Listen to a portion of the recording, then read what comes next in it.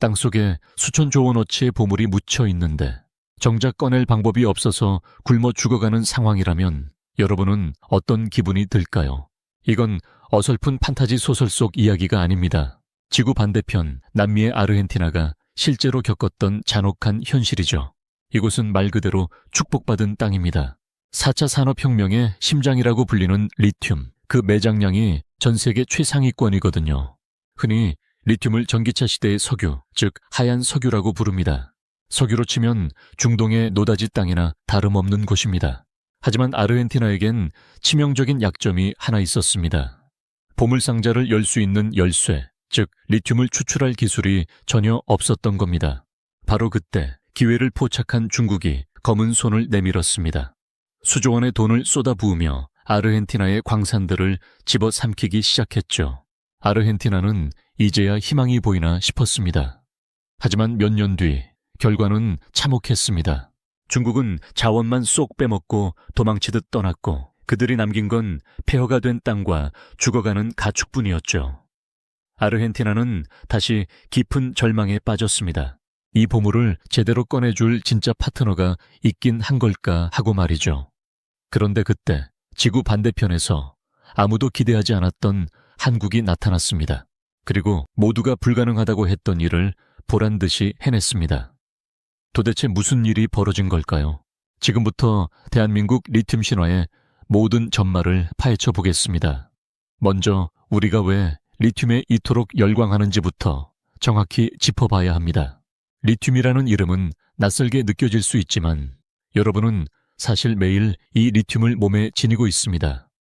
지금 여러분이 들고 있는 스마트폰부터 책상 위 노트북, 그리고 도로 위를 달리는 전기차까지 이 모든 첨단 기기의 심장이 바로 리튬 배터리니까요.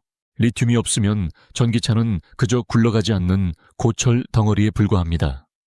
그래서 전 세계가 이 하얀 가루를 확보하려고 소리 없는 전쟁을 벌이고 있는 겁니다. 그런데 이 리튬의 절반 이상이 남미 아르헨티나의 고산지대에 몰려 있습니다. 해발 4,000m 안데스 고원에는 하얀 소금 평원이 끝없이 펼쳐져 있는데 그 아래에 전 세계가 탐내는 리튬이 잠들어 있죠. 문제는 이곳의 환경입니다. 산소도 부족하고 물도 귀한 이곳에서 리튬을 뽑아내는 건 그야말로 극한의 기술이 필요한 영역이었거든요. 중국은 이 기회를 절대 놓치지 않았습니다.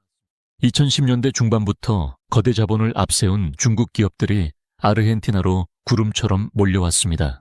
당시 아르헨티나는 극심한 경제난으로 당장 쓸 돈이 한 푼도 없던 처지였습니다. 중국은 아주 달콤한 제안을 던졌습니다. 돈을 빌려줄 테니 광산권을 넘기라고 말이죠. 중국의 간펑 리튬 같은 세계적인 기업들이 앞다투어 광산을 쓸어 담았습니다. 도로를 깔아주고 발전소를 지어주며 마치 아르헨티나의 구원자인 양 행동했습니다. 하지만 시간이 지나면서 중국의 본색이 드러나기 시작했습니다. 그들은 오직 리튬을 가져가는 데에만 혈안이 되어 있었고 현재의 미래는 안중에도 없었습니다. 중국이 사용한 방식은 아주 원시적인 증발 공법이었습니다. 지하수를 퍼 올려서 거대한 연못에 가두고 햇볕에 1, 2년 동안 무작정 말리는 방식이죠. 그런데 여기서 아주 큰 문제가 발생합니다. 리튬 1톤을 뽑아내는데 물이 무려 200만 리터나 필요하다는 점입니다. 물이 귀한 고산 사막지대에서 이건 그야말로 원주민들에 대한 사형 선고나 다름없었습니다. 지하수가 마르자 땅이 갈라졌고 주민들이 키우던 가축들이 물이 없어 떼죽음을 당했습니다. 결국 참다 못한 원주민들이 들고 일어났고 현지인들의 분노는 극에 달했습니다. 수조 원을 투자했다던 중국이 남긴 건 오직 악취와 폐허뿐이었습니다. 게다가 아르헨티나의 기술을 전수해주기는커녕 자기들끼리 이익을 챙기기에 바빴고 약속했던 고용 창출도 지켜지지 않았습니다. 결국 세금 혜택은 끊겼고 적자는 쌓여갔습니다. 중국 기업들은 쫓겨나듯 짐을 쌌습니다. 아르헨티나는 다시 막막해졌습니다. 리튬은 그대로 땅속에 있는데 이걸 환경을 해치지 않고 제대로 꺼내줄 나라는 정말 없는 걸까 고민에 빠졌죠. 바로 그때 한국의 포스코가 나타났습니다. 2018년 포스코가 아르헨티나 북서쪽 끝자락 이름조차 불길한 곳에 발을 디뎠습니다. 현지어로 죽은 남자라는 뜻을 가진 옴브레 무에르토 소금 호수입니다. 이름에서 알 수 있듯이 이곳은 생명이라고는 찾아보기 힘든 황량한 땅입니다. 해발 4,000m, 지평선 끝까지 하얀 소금만 보이는 이곳을 포스코가 약 3천억 원에 인수했습니다. 당시 전 세계의 반응은 싸늘하다 못해 비웃음으로 가득했습니다. 이미 중국이 질 좋은 광산은 다 차지하고 난 뒤였고 한국이 산 땅은 아무 인프라도 없는 버려진 땅이었거든요. 전문가들은 입을 모아 말했습니다. 늦게 들어온 주제에 가장 나쁜 땅을 샀다고 한국은 돈만 날리고 철수할 거라고 말이죠. 하지만 한국의 전략은 중국과 완전히 달랐습니다. 우리는 속도가 아니라 기술로 승부하기로 한 겁니다. 중국이 썼던 그 느리고 환경, 파괴적인 증발 공법 대신 포스코는 독자적으로 개발한 DLE, 즉 직접 리튬 추출 기술을 들고 왔습니다. 이게 얼마나 대단한 기술인지 쉽게 비유를 들어보겠습니다. 중국의 증발 공법이 커피콩을 운동장에 쫙 펼쳐놓고 2년 동안 햇볕에 말려서 커피를 만드는 방식이라면 한국의 DLE 기술은 최첨단 에스프레소 머신입니다. 버튼 하나만 누르면 몇 분 만에 진한 리튬이 뽑혀 나오는 방식이죠. 수치로 비교해보면 그 차이는 더욱 압도적입니다. 중국 방식은 리튬을 얻는데 최소 18개월에서 24개월이 걸립니다. 하지만 한국 기술은 단 며칠이면 충분합니다. 회수율도 천지 차이입니다. 중국 방식은 리튬의 절반을 그냥 버리지만 한국 기술은 80% 이상을 완벽하게 회수합니다. 무엇보다 중요한 건 환경입니다. 중국은 물을 증발시켜 없애버렸지만 한국은 리튬만 쏙 골라내고 남은 물을 정제해서 다시 땅으로 돌려보냅니다. 물을 재사용하는 거죠. 중국은 환경을 파괴하며 리튬을 캤지만 한국은 환경을 지키며 리튬을 캤습니다. 기술 하나로 게임의 규칙을 완전히 바꿔버린 겁니다. 그런데 이 기술이 어느 날 갑자기 뚝딱 만들어진 걸까요? 절대 아닙니다. 이 뒤에는 눈물 없이는 들을 수 없는 10년의 사투가 숨어 있습니다. 이야기를 2010년으로 돌려보겠습니다. 그해 포스코 연구소에 아주 작은 팀 하나가 꾸려졌습니다. 당시엔 전기차 시대가 올 거라고 믿는 사람이 거의 없었습니다. 연구원들은 사내에서도 돈 안 되는 일 한다는 눈총을 받으며 묵묵히 실험을 반복했습니다. 소금물에서 0.1%밖에 안 되는 리튬을 골라내는 건 마치 커다란 수영장에 소금 하나를 던져놓고 찾아내는 것만큼 어려운 일이었습니다. 수천 번의 실패가 반복됐고 2016년에는 사업성이 없으니 포기하라는 내부 보고서까지 올라왔습니다. 수년간의 노력이 물거품이 될 위기였죠. 하지만 당시 경영진은 보고서를 묵살했습니다. 이건 단순한 돈벌이가 아니라 국가적인 사명이라며 포기하지 말고 계속하라고 밀어붙였습니다. 안 되면 되게 하라는 한국 특유의 뚝심으로 연구팀을 독려했습니다. 결국 그 고집이 10년 만에 빛을 발했고 대한민국은 독보적인 리튬 추출 기술을 손에 넣었습니다. 모두가 안 된다고 할 때 끝까지 버틴 그 고집이 오늘날의 신화를 만든 겁니다. 기술이 완성됐으니 이제 탄탄대로만 남았을까요? 아니요, 진짜 싸움은 그때부터였습니다. 진짜 지옥 같은 상황은 아르헨티나 현장에서 시작되었습니다. 해발 4,000m 고산지대에 도착하는 순간 사람의 몸은 비명을 지르기 시작합니다. 산소가 평지의 60%밖에 안 되거든요. 비행기에서 내리는 순간부터 머리가 띵하고 숨이 가빠옵니다. 계단 몇 개만 올라가도 심장이 터질 것 같고 밤에는 숨이 막혀 잠을 이룰 수 없는 고산병에 시달립니다. 심한 사람은 폐에 물이 차서 목숨이 위험해지기도 하죠. 이곳은 인간이 살 수 있는 땅이 아닙니다. 하지만 포스코 직원들은 그곳에 공장을 지어야 했습니다. 날씨는 또 얼마나 가혹한지 아십니까? 여름엔 낮 기온이 40도를 넘나들고 자외선은 살갗을 태워버릴 기세로 내리쬐입니다.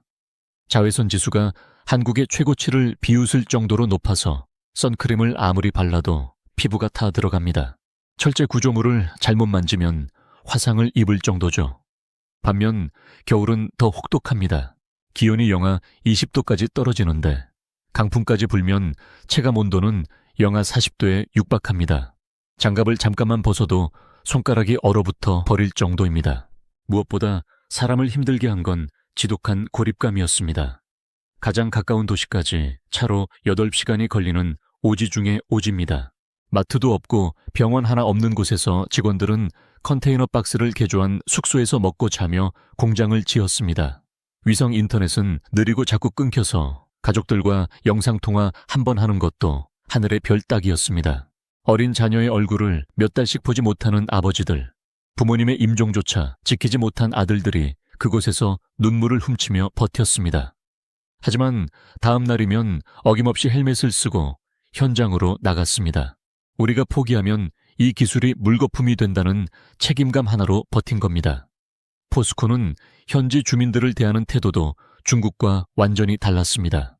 중국 기업들은 그저 땅만 빌려 쓰고 사람들은 소모품처럼 대했지만 포스코는 현지 청년들을 위해 기술 학교를 세웠습니다. 미장, 용접, 중장비 운전 같은 실질적인 기술을 가르쳐주고 그들을 우선 채용했습니다. 100명이 넘는 현지 청년들이 이 교육을 수료했고 전체 인력의 절반 이상을 지역 주민으로 채웠습니다. 그러자 적대적이었던 민심이 완전히 돌아섰습니다. 현지 살타 주지사는 포스코가 우리 지역의 단순한 투자가 아니라 미래를 선물하고 있다며 극찬했습니다. 자원만 가져간 중국과 달리 사람을 키운 한국의 진정성이 아르헨티나 사람들의 마음을 움직인 겁니다. 드디어 2024년 10월 24일 황량한 소금 평원 위에 은빛 공장이 우뚝 섰습니다. 포스코 홀딩스의 수산화 리튬 공장이 준공된 겁니다. 연간 2만 5천 톤의 리튬을 생산할 수 있는 거대 기지입니다. 이는 전기차 60만 대를 만들 수 있는 어마어마한 양입니다. 비중국계 기업 중에서 이 정도 규모의 상업 공장을 성공시킨 건 한국이 처음입니다. 미국도 호주도 아직 테스트 단계일 때 우리가 가장 먼저 깃발을 꽂은 겁니다. 그런데 완공의 기쁨도 잠시 또 다른 악재가 찾아왔습니다. 바로 리튬 가격의 폭락이었습니다. 2022년 톤당 8만 달러까지 치솟았던 리튬 가격이 갑자기 1만 달러 아래로 곤두박질 쳤습니다. 1년 사이에 가치가 80%나 사라진 겁니다. 중국이 경쟁자들을 죽이기 위해 의도적으로 물량을 쏟아부어 가격을 떨어뜨린 겁니다. 이른바 치킨 게임이 시작된 거죠. 한국 공장도 적자를 면치 못했습니다. 돈 먹는 하마라는 비아냥이 쏟아졌고 2단계 공장 건설은 연기되었습니다. 모두가 이제 한국도 끝났다고 생각했습니다. 하지만 포스코는 이번에도 물러서지 않았습니다.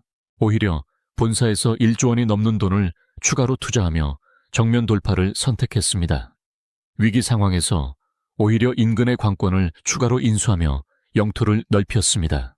그리고 2026년 3월 마침내 기적이 일어났습니다. 리튬 가격이 바닥을 찍고 회복되자 한국 공장이 흑자 전환에 성공한 겁니다. 이게 어떻게 가능했을까요? 바로 우리가 개발한 DLE 기술 덕분이었습니다. 우리 기술은 효율이 워낙 좋아서 생산 원가가 낮습니다. 리튬 가격이 낮아져도 우리는 버틸 수 있지만 원가가 높은 중국의 증발 공법은 이 가격 경쟁에서 버틸 수가 없었던 겁니다. 치킨 게임에서 결국 승리한 건 한국이었습니다. 결과를 숫자로 보여드리겠습니다. 2018년 우리가 3천억 원에 샀던 그 소금 호수의 가치는 현재 얼마일까요? 무려 35조 원입니다. 8년 만에 가치가 100배가 넘게 뛴 겁니다. 대한민국 자원 외교 역사상 이토록 압도적인 성공이 또 있었을까요? 단순히 돈을 많이 번 게 문제가 아닙니다. 대한민국은 이제 전기차 시대의 핵심 자원을 우리 기술로, 우리 광산에서 직접 조달할 수 있는 자원 독립을 이뤄낸 겁니다. 중국은 돈과 힘을 앞세워 자원을 약탈하려 했지만 실패했습니다. 반면 한국은 압도적인 기술과 진심 어린 파트너십으로 아르헨티나의 마음을 얻었고 결국 거대한 보물상자를 여는데 성공했습니다. 자원을 캐는 방식부터 바꾸지 않으면 그 나라의 미래도 바뀌지 않는다는 걸 전 세계에 증명한 셈이죠. 돈이 아니라 기술을, 착취가 아니라 협력을 택한 한국의 선택은 완벽하게 옳았습니다. 척박한 안데스 고원에서 대한민국 리튬 신화를 써내려간 우리 기술진과 노동자들의 노고는 우리가 꼭 기억해야 할 역사입니다. 세계가 비웃을 때 서로를 믿었던 두 나라의 신뢰가 만들어낸 이 이정표는 이제 남미를 넘어 전 세계로 향하고 있습니다. 오늘 대한민국 리튬 신화 이야기가 흥미로우셨다면 구독과 좋아요 부탁드립니다. 시청자 여러분의 응원이 더 깊이 있는 지식 이야기를 만드는 데 큰 힘이 됩니다. 시청해 주셔서 감사합니다.